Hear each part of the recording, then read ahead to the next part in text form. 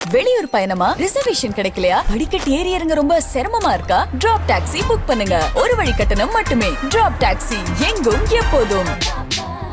திருச்சி ஊடக நண்பர்கள் அனைவருக்கும் காலை வணக்கங்கள்.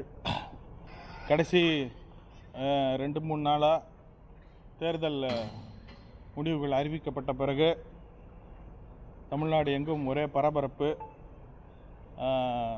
பெரும்பான்மை, அறுதி பெரும்பான்மை கிடைக்காத காரணத்தினால பல குழப்பங்கள் மத்தியில் பல முக்கியமான அரசியல் நகர்வுகள் ஏற்பட்டிருக்கிறது நம்ம எல்லாத்துக்குமே தெரியும். அதை மையப்படுத்தி இந்த அடுத்த 2-3 நாளில் ஒரு தெளிவு ஏற்படும்ன்ற ஒரு நம்பிக்கையோடு இன்றைக்கி நான் இப்போ சென்னைக்கு போகிறேன். அங்கு சென்று என்னுடைய கட்சி தலைவர்களுடன் அமர்ந்து தாவேகா என்ன பண்ண போகிறாங்கன்றதை பற்றியும் உற்று நோக்கி பார்க்க வேண்டிய ஒரு காலகட்டத்தில் இருக்கிறோம்.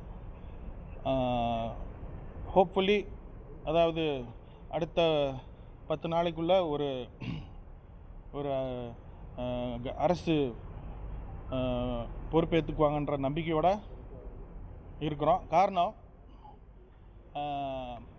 தாவேகாவுக்கு கிட்டத்தட்ட 34-35% ஓட்டுகளும், திமுக கூட்டணிக்கு கிட்டத்தட்ட 30% ஓட்டும் விழுந்திருக்கு.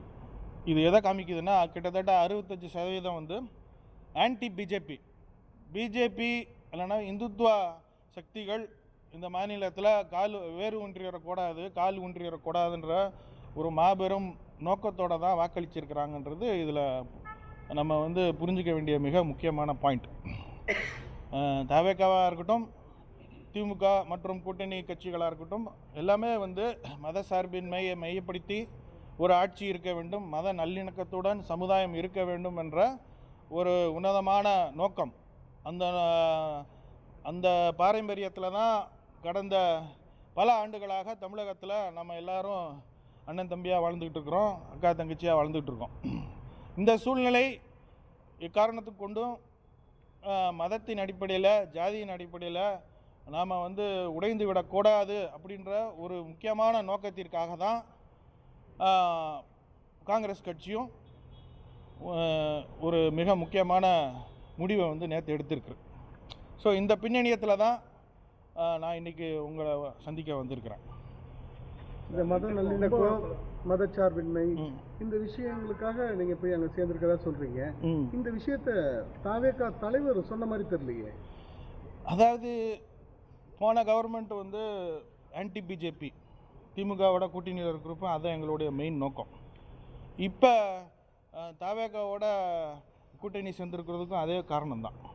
இப்போ காங்கிரஸ் சேர்ந்தனால பிஜேபி அங்கே வந்து பெரிய அளவுக்கு ஊடுருவி விளையாட முடியாத ஒரு இக்கட்டான சூழ்நிலை பிஜேபிக்கு ஏற்பட்டிருக்கு.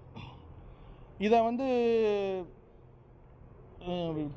திரு விஜய் அவர்கள் உரத்த குரலில் பேசணுன்றத நீங்கள் தான் அவர்கிட்ட கேட்கணும். ஆனால் பொதுவாகவே ஒரு சில விஷயங்களை அவர் ரொம்ப பெரிய அளவில் இன்னும் பேச ஆரம்பிக்கலை.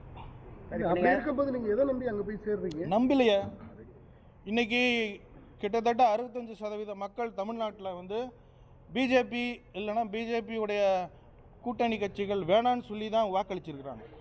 அப்போ ஒரு பொறுப்புள்ள கட்சியாக காங்கிரஸ் கட்சி 5 எம்எல்ஏவாக இருந்தாலும் இதுதான் நம்ம எடுக்க வேண்டிய டைரக்ஷன் இந்த நேரத்தில் அப்படின்னு சொல்லி ஒரு முடிவு எடுத்திருக்காங்க.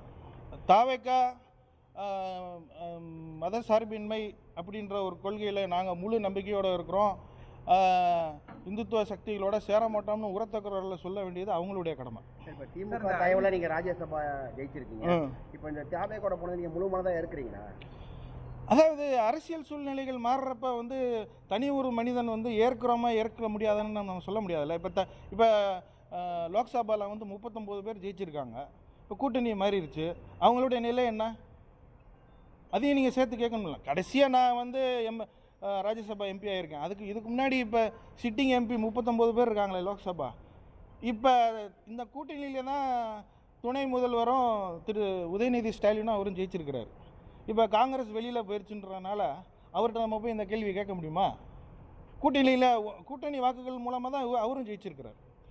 ஸோ இது வந்து இது வந்து இந்த இந்த கூட்டணி கட்சிகள் திமுக தவேகாக்கு அப்பாற்பட்டு இங்கே வந்து பிஜேபி இந்த கேப்பில் விளையாண்டக்கூடாது அப்படின்ற ஒரே நோக்கத்துக்காக தான் நாங்கள் உள்ளே போயிருக்கிறோம். ஒருவேளை நாங்கள் மந்திரி சபையில் இடம் கேட்கறதுனால இவங்க வந்து சுயநலத்தோடு போயிட்டாங்க அப்படி இப்படின்னு திமுகலேருந்து ஒரு சிலர் கண்டிப்பாக பேச தான் செய்வாங்க. பட் ராகுல் காந்தி அவருடைய அடிப்படை நோக்கம் வந்து பிஜேபி ஃபஸ்ட்டு மூவ் எடுக்கிறதுக்கு முன்னாடி நம்ம அவங்கள அரெஸ்ட் பண்ண வேண்டிய ஒரு வேலையை நாங்கள் பண்ணியிருக்கோம். இந்த சூழ்நிலையை வந்து தவேகா சரியாக பயன்படுத்திக்கிற வேண்டியது அவங்களுடைய கடமை. விஜய் தன்னுடைய தேர்தல் பிரச்சாரத்தில் உண்மையான காங்கிரஸ் கட்சி எங்களோட தான் இருக்கு, விலை கொடுத்து வாங்கின காங்கிரஸ் கட்சி தான் வந்து ஸ்டாலினோட இருக்குன்னு சொல்லி பேசியிருந்தாரு. இப்போ இங்கே ஆதரவு கொடுக்க போகிற காங்கிரஸ் கட்சிங்கிறது எந்த கேட்டகரியை சேர்ந்தவங்க? இப்போ விஜய் வந்து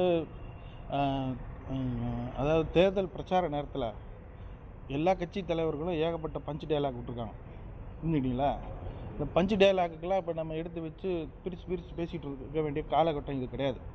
இப்போ அவர் என்ன பண்ண போகிறாரு, அவர் மக்களுக்கு ஏற்கனவே ப்ராமிஸ் பண்ணியிருக்காரு, உறுதி அளித்திருக்கக்கூடிய பல திட்டங்களை எப்படி செயல்படுத்த போகிறாரு, அதுக்கான கஜானாவில் போதுமான பொருளாதார சூழ்நிலை சரியாக இருக்கா, இது எல்லாத்தையும் பார்த்து இப்போ டெலிவர் பண்ண வேண்டிய காலகட்டத்துக்கு வந்துட்டோம். தேர்தல் முடிஞ்சிருச்சு.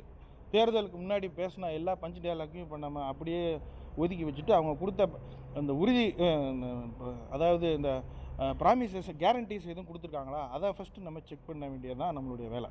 மக்கள் வந்து ஊழலுக்கு எதிராக வாக்களிச்சிருக்காங்க. ஊழலுக்கு எதிரான பிரச்சாரத்தை தான் விஜய் வந்து முன்வைத்தார். இப்போ தாவேகாவும் தாவேகாவில் இருக்கக்கூடிய தலைவர்களும் ஊழலுக்கு எதிரானவர்கள் என்று நம்புறீங்களா? இப்போ இதை வந்து நீங்கள் கிராஸ் ரூட் லெவல்லேருந்து கீழே இப்போ நீங்கள் எல்லாருமே வந்து தேர்தல் நடந்தப்போ வாக்களித்தப்போ கேம்பெயின் நடந்தப்போ எல்லாத்தையும் நீங்கள் பார்த்தீங்க. இந்த இடத்துல வந்து தாவேகாக்கு மற்ற கட்சிகளோட ஒப்பிட்டு பார்க்கும்போது ஒரு பெரிய பாசிட்டிவ் பொசிஷனில் இருக்காங்க. என்னென்னா மற்ற கட்சியில் இருக்கிறவங்க எல்லாரும் பெரிய அளவில் காசு செலவழித்து தான் இந்த தேர்தலில் போட்டி போட்டிருக்காங்க. ஆனால் தாவேகாவில் நின்று போட்டி போட்டவங்க யாருக்குமே வந்து அவ்வளோ தூரத்துக்கு செலவழிக்க வேண்டிய நிர்பந்தமே இல்லை. இப்போ திருச்சியில் எனக்கு தெரிஞ்ச 2-3 கேண்டிடேட்டை தவிர யார் கேண்டிடேட்னே தெரியல. உண்மையாக பொய்யா? நவல்பட்டு விஜய் இந்த மாதிரி 2-3 கேண்டிடேட்டை தவிர தாவேகால விசிலில் யார் கேண்டிடேட்னே யாருக்குமே தெரில. அவங்க காசும் செலவழிக்கல, நோட்டீஸும் போடலை, வண்டி கட்டி மைக்கு கட்டி பேசவும் இல்லை, எதுவுமே பண்ணல, ஜெயிச்சிட்டாங்க. இப்போ அவங்க பெரிய அளவில் கோடிக்கணக்கில் காசு செலவழித்து ஜெயிக்காத காரணத்தினால திருப்பி இந்த சிஸ்டத்தில் வந்து காசு எடுக்கணுன்ற ஒரு கட்டாய சூழ்நிலை அவங்களுக்கு கிடையாது. அது வந்து அவங்களுக்கு ஒரு அருமையான ஸ்டார்டிங் பாயிண்ட்டாக இருக்குது. இந்த ஸ்டார்டிங் பாயிண்ட்டை வந்து ஊழல் மிகவும் கம்மியாக, ஊழலை மொத்தமாக ஒழிக்க முடியுமான்றது எனக்கு தெரில. ஆனால் அதை கண்டிப்பாக குறைக்கணும்னு நினச்சா, அதாவது திரு விஜய் அவர்கள் முதலமைச்சர் ஆன பிறகு ஒரு பொலிட்டிக்கல் வில் கண்டிப்பாக இதை நம்ம குறைக்கணும்னு ஒரு தீர்மானம் எடுத்தாருன்னா கண்டிப்பாக குறைக்கிறதுக்கு அருமையான வாய்ப்புகள் இருக்குது. நாங்கள் இவ்வளோ செலவழித்தோம், நாங்கள் இந்த காசை எடுக்கணும்னு சொல்லக்கூடிய ஒரு கட்டாய சூழ்நிலையில் தாவேகா எம்எல்ஏக்கள் இல்லை. அதனால் அந்த பொசிஷன் கரெக்டாக இருக்குது. அது அட்மினிஸ்ட்ரேஷன் எப்படி போகுதுன்றதில் நம்மெல்லாம் உற்று நோக்கி, நீங்கள் மீடியா கண்டிப்பாக நீங்கள் வந்து அதை வந்து 4th பில்லர் ஆஃப் தி டெமோக்ரஸின்ற கணக்கில் நீங்கள் கண்டிப்பாக அதை சுட்டி காமிச்சிங்கன்னா கேள்வி கேட்க வேண்டிய பொறுப்பு எங்களுக்கும் இருக்குது.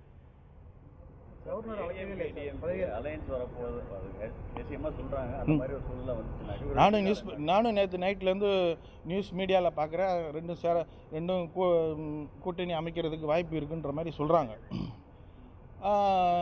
அது திமுக வந்து காங்கிரஸ் அங்கே போனதை பற்றி திமுகலேருந்து விமர்சனங்கள் ஒரு பக்கம் இருக்குது. பிஜேபியோட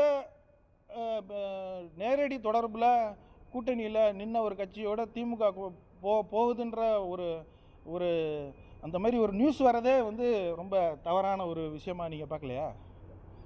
இப்போ நீங்க திமுகவுக்கு அழைப்பு கொடுக்கறதுல திமுகவோடு கலந்து பேசாம ஏன் இத்தகைய முடிவு எடுத்தீங்க? யாரு?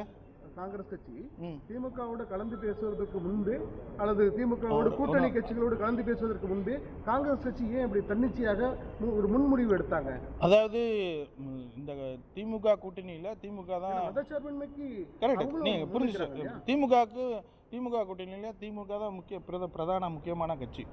இந்த தேர்தல் ரிசல்ட் வரப்போ அவங்களும் எல்லாத்தையும் கூப்பிட்டுருக்கலாம்ல, கரெக்டா? ஆனால் அந்த மாதிரி ஒரு சூழ்நிலை தேர்தலுக்கு முன்னாடியே பெரிய அளவில் இல்லாமல் போனது ஒரு முக்கியமான பாயிண்ட்டாக நம்ம இங்கே பார்க்கணும். திமுக ஒரு பெரிய மனப்பான்மையோட நடந்துக்கிடுச்சுன்னு குற்றம் சாட்டுறீங்களா? குற்றம் சாட்டலை, நடக்கலைன்னு சொல்கிறேன். குற்றம் நான் சாட்டலை. அது குற்றமா இல்லையான்றதை நீங்கள் முடிவு பண்ணிக்கணும்.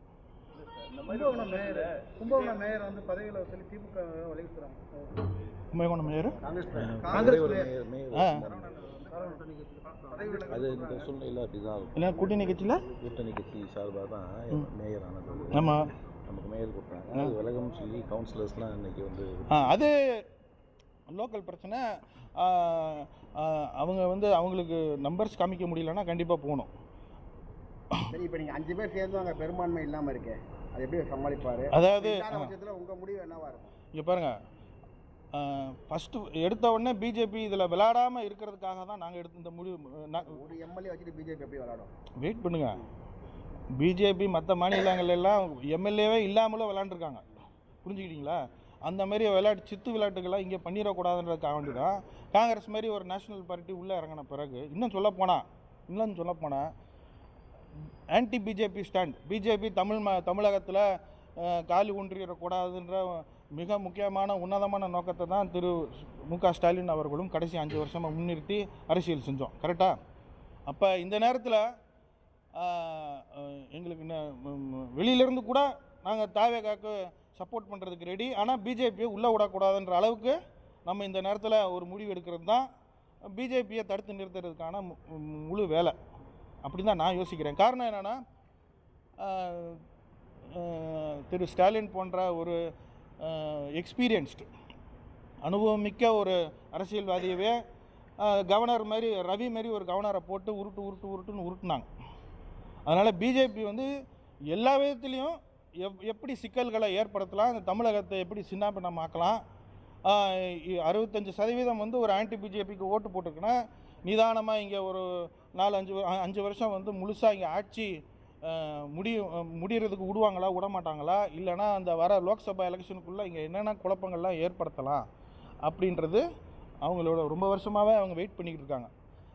அது முடிஞ்ச வரைக்கும் தடுத்து நிறுத்துறது தான் நம்மளுடைய நோக்கம். இப்போ வராததுக்கும் அதான் காரணம். இப்போ விஜய் அழைக்காததுக்கும் பிஜேபி பின்னாடி இருக்குன்றதை நம்புறீங்க நீங்கள்? இல்லை உறுதியாக? அது எனக்கு தெரியல. பெரும்பான்மை இல்லை, சப்போர்ட் பண்ணுறதுக்கு ஆள் இல்லைன்னா அடுத்த கட்டமாக அவர் என்ன செய்வார்? அதாவது நீங்கள் ஊடகத்தில் தான் நீங்களாம் ஆப்ஷன் 1, ஆப்ஷன் 2, ஆப்ஷன் 3, ஆப்ஷன் 4ன்னு போட்டிருக்கீங்க. இதில் மிக முக்கியமான ஆப்ஷன் இது எதுவுமே இல்லைன்னா 6 மாதம் பிஜேபி இதை அப்படியே இழுத்துக்கிட்டே ஓடும். அது இன்னும் ரொம்ப பெரிய பிரச்சனையாக இருக்கும். அந்த அளவுக்கு நம்ம இதை விடக்கூடாது. ஏன்னா சிறுபான்மையினர், தலித் எல்லாருமே வந்து ஆன்டி பிஜேபி அந்த ஸ்டாண்டை மையப்படுத்தி தான் வாக்களிச்சிருக்காங்க. அதனால் இது வந்து நம்ம வெறும் கட்சி ரீதியாக மட்டுமே இதை நம்ம பார்க்காம தமிழகத்தினுடைய அடிப்படை இங்கே இருக்கக்கூடிய மத நல்லிணக்க அந்த பாரம்பரியத்தை வந்து முறியடிக்காமல் இருக்கிறதுக்கு என்ன வழின்றதை நம்ம யோசிச்சுக்கிட்டே இருக்கணும். சார், ஒரு 0.17% தான் சார் ரெண்டுக்கும் டிஃப்ரெண்ட். டிவிக்கு டிஎம்கே என்னது 0.17% தான் டிஃப்ரெண்ட், நிறையெல்லாம் கிடையாது. இப்போ நீங்கள் சொல்கிறத பார்த்தாக்க விஜய்க்கு தனிப்பட்ட ஆதரவா இல்லை வெறுப்பு அரசியல்னால மக்கள் வந்து ஓட்டு போட்டாங்க? இங்கே பாருங்க, விஜய் தாவே கிடச்சிருக்கிறது எவ்வளோ %? 34 புள்ளி. 0.17% இல்லை இது டிஎம்கே அலையன்ஸுக்கு எவ்வளோ கிடச்சிருக்கு? 30 பாயிண்ட் சம்திங். அப்போ டிஎம்கே கூட்டணி தனி கட்சியாக நம்ம பார்த்தோம்னு வச்சுங்களேன், தாவேகாவுக்கு 34% இண்டிவிஜுவலாக கிடச்சிருக்கு. அதான் சார் என்னோட கேள்வி என்னன்னா, அது தனிப்பட்ட செல்வாக்கா இல்லை மக்கள் திமுக அதிமுக வெறுப்புனால போட்டுட்டாங்கன்னு? அரசியலில் வந்து ஒரே ஒரு காரணத்துக்காக எல்லாரும் ஓட்டு போடாங்கன்னு சொல்லவே கூடாது சார். அதுக்கு மிக முக்கியமான காரணம் 4-5 காரணங்கள் இருக்கலாம். அதில் ஒரு முக்கியமான காரணம் வந்து இப்போ இருக்கிற ஆன்டி இன்குபென்சி. இன்னொரு முக்கியமான காரணம் வந்து விஜய் அப்படின்ற ஒரு நடிகருக்காகவே ஒரு ஃபேன் பேஸ், அது நம்ம மறுக்கவே முடியாது. அது ஒரு 15%, 20% இருக்கலாம். அதை பேஸ் பண்ணி தான் எல்லாரும் என்ன நினச்சோம், அவருக்கு இப்போ 15-20% கிடைக்கும்னு. ஆனால் அதோட மேலே ஒரு 15% கிடச்சிருக்குன்னா அது வெவ்வேறு காரணங்களுக்காக வந்திருக்கிற ஓட்டு. ஓகே, இப்போ தாவேக ஆட்கள் வந்து நிறைய செலவு பண்ணாமல் ஜெயிச்சிட்டாங்க. ஆனால் காங்கிரஸ் எம்எல்ஏக்கள் வந்து நிறைய செலவு பண்ணி ஜெயிச்சிருக்காங்க. அப்போ எப்படி? கன்னியாகுமரியில் 3 சீட்டு, அங்கெல்லாம் வந்து நீங்கள் அதிகமாக செலவழிக்க தேவையில்லை. ஏன்னா அங்கே ஆல்ரெடி காங்கிரஸ் சென்டிமெண்ட் இருக்குது. மற்ற 2 இடங்கள்லையும் சாதாரண கேண்டிடேட்ஸ் தான். அதனால் நீங்கள் நினைக்கிற மாரி காங்கிரஸும் பெரிய அளவில் செலவழிக்கிறதுக்கு ஃபஸ்ட்டு காங்கிரஸ் ஆட்சியிலே இல்லையே. போன தடவை ஆட்சியில் இருந்தால் தானே நீங்கள் எதிர்பார்க்குற செலவை பண்ண முடியும். நீங்கள் அதனால் செலவழித்தது யாருன்னு பார்த்தீங்கன்னா ஆட்சியில் இருந்தவங்க தான் அதிகமாக செலவழிச்சிருக்காங்க. ஆட்சியில் இருந்தவங்க தான் கொடுக்கறதுக்கு அவங்களுக்கு நிறையா வாய்ப்புகள் இருந்துச்சு. ஓகே. போய் சந்திச்சிருக்காரு சார், ரஜினி சந்திச்சிருக்காரு, பேசியிருக்காரு. அதை எப்படி பார்க்குறீங்க? என்ன சொல்கிறீங்க? ரஜினிகாந்த் போயிருமா? இவ்வளவு விஷயங்கள் நடக்கிறப்ப அவரும் சரி இந்த சீனில் நம்மளுக்கும் ஒரு சீன் வச்சுக்கோன்னு சொல்லி உள்ளே வந்து பார்த்துட்டு போயிருக்காரு. சக நடிகராக அவருக்கு விஜய்க்கு ஹெல்ப் பண்ணியிருக்கலாம், சப்போர்ட் பண்ணியிருக்கலாம். அதெல்லாம் நீங்கள் அவர்கிட்ட தாங்க கேட்கணும். Okay, thank you, by.